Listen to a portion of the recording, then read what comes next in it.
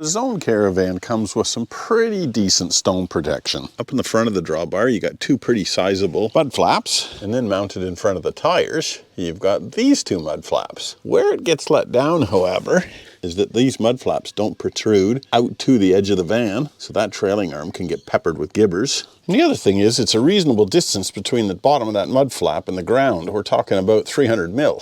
So I purchased this setup from a mob called Underbody Stone Protection System that'll help address the deficiencies on the original Zone Underbody Protection System. Now, if you're mainly a bitumen burner, this mod is probably irrelevant for you. But if you intend taking your van into places where you got the possibility of gibbers peppering the whole underside of it, this might be a solution that you want to have a look at yourself. It's not the first mod that I've done to the van. I used that same company for this little box up here. They call it the Woody 2.0, and it's just a box that sits up on top of your toolbox and can hold whatever you really want it to hold. You want to see me start modding my Zone? Stick around.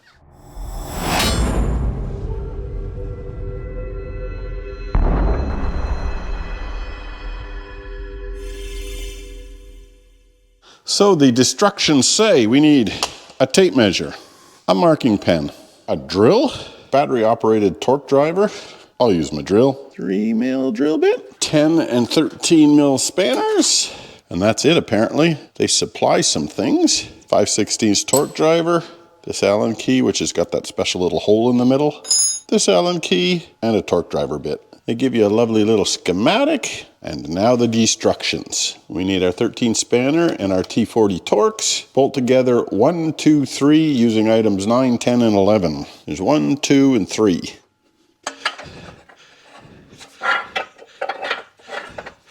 You simply line it up by lining up these sort of half moons here. There's 3 of them, 1, 2, 3, and 1, 2, 3. That's one side. And there's the other side. Now all these bolt holes all line up properly. These things are oriented so that the Torx head is facing that direction. On the back side, one washer, one nylock nut. I've ditched my spanner for a ratchet.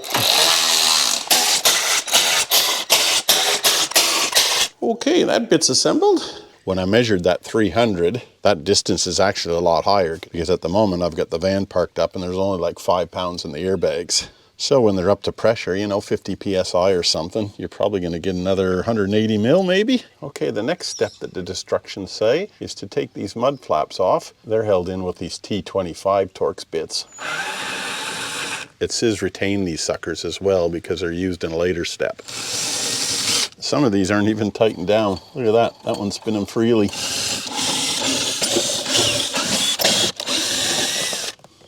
Now the instructions say to take off these P-clamps that are holding this cable in place, but they say leave the P-clamps in place on the cable because it will be zip tied a little later on down the track. This is where your T25 that they gave you comes in handy. And you can't get the long side of it in there. So it's the slow and tedious process. All right, we'll just leave that clamp on there. One more on this side of the van and 2 on that side of the van to do. This one here over by the air tank, you can get a full 360-degree swing on it. Oh, look at that, they put a little bit of sealant on that too. Makes sense, because if water gets past where that screw went through, fills up this little cross member, there's no way for the water to get out because there's no holes drilled in the bottom of it. Oh, I lie, there's one right here in the center section. But if your van's sitting on an angle, it'll definitely pool up in one of these ends. All right, I bagged up all those Zone fasteners. Just popped it in one of the bags that the bolts from this kit came in. Okay, I got myself some RTV. And I'm just gonna fill up these screw holes to try and prevent water from getting down in there.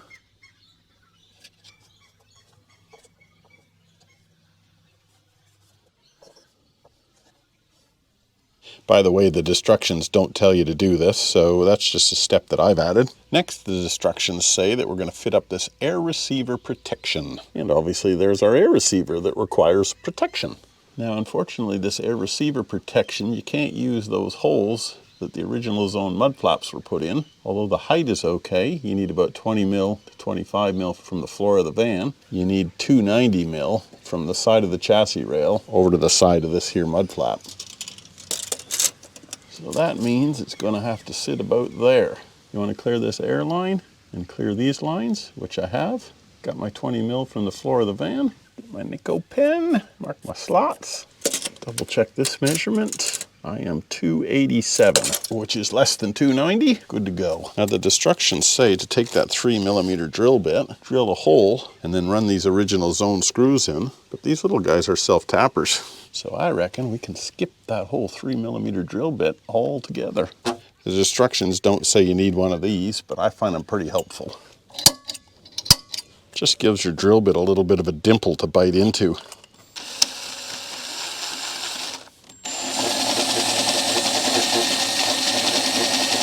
No, I found them just a little bit too wibbly and difficult to hold still. So go with the 3mm drill bit. Okay, 2 holes drilled. Now let me just cut some threads in these before we put the flap on.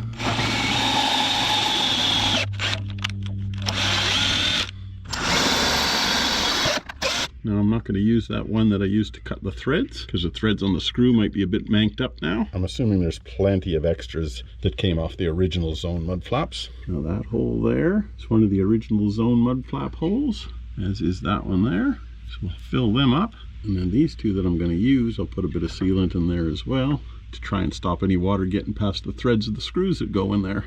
Again, the instructions from these guys don't say to do that, so that's your call. You know, we do have this gaping hole in either end of this cross member, but if I can slow the water ingress a little bit, why not?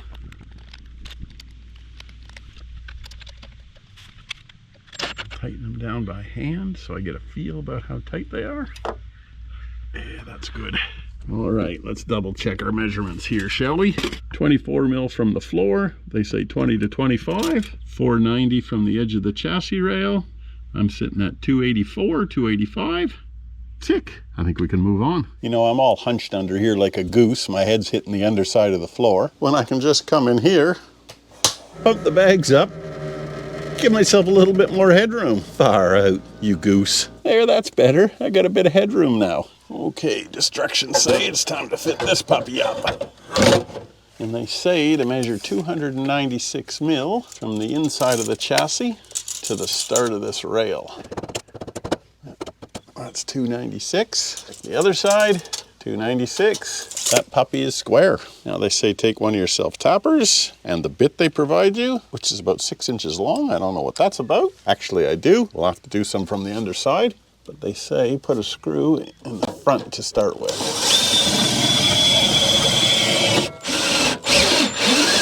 Oh yeah, and the instructions say don't over tighten those because you'll snap the heads off. No shit, Sherlock. Okay, let's double check our measurement. Make sure this thing hasn't moved. 296, 296. Sweet. Okay, instructions say run all the front ones down and then do the bottom ones last. And don't put your feet with your safety thongs underneath of those screws because all the hot swarf lands on it and burns your feet. You can call me Billy, not silly. Okay, that's all the ones along the front edge. Now I got 6 on the bottom edge. 2 there, 2 there, 2 down there. And that's why they give you that big ass long 5/16 bit. All right, those are all screwed down in there. That's why they got these little half moon cutouts so that your bit and your tool can get past it. Good thinking, guys. Now earlier I was saying these are longer than the Zone mud flaps. You can see that they're almost the exact same distance here. But that's where the original Zone mud flaps mounted. This is where the new ones are going to mount, and that's about 110 mil lower. So instructions say next step, mount the mud flaps. Just like so. And you can see now these are about 200 mil off the ground. And now we take these 3 bars. You can see that the holes are not centered, but they're sitting up at one edge, so you can either put it that way or that way. You're meant to put it with the holes facing upward. That's the center bar. The 2 end bars have this little thing on it, and that's a little spot where you can hook a dog lead in there or something like that. So that's a pretty nifty little idea. And the same thing down on the other end. Now they give you some washers and some 10 mil Nylox nuts.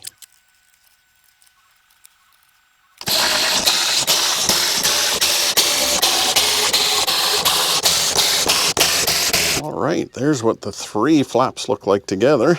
much more of an impenetrable barrier than what we had there before. And you can see it sticks out way past those trailing arms, sort of halfway out the width of the tire. Now the instructions tell you to take 4 washers and the hardware that fit those washers and fill up these holes. There's one there, one here, one there, and one there. And that's where the original Zone mud flaps were bolted up. One of the last steps is to take the zip ties that they give you around here just to secure that cable from bouncing around. I'm not tightening those down too much. That little P-clamp on the very end that I took out, there were 2 of them, that one and the end one. The end one doesn't interfere with anything, so I popped that back in there. The same thing with the P-clamp over on that side. That doesn't interfere with anything either, so I'm going to run that one back in as well. The instructions didn't tell you needed side cutters either.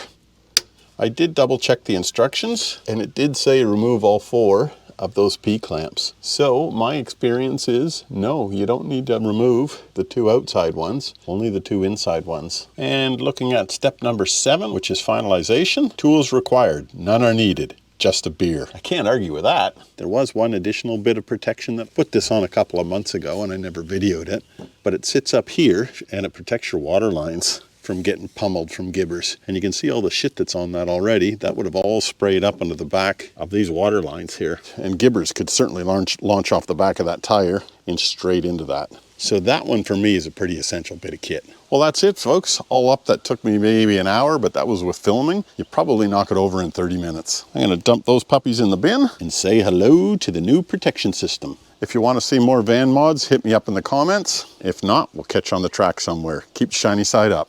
Bye now.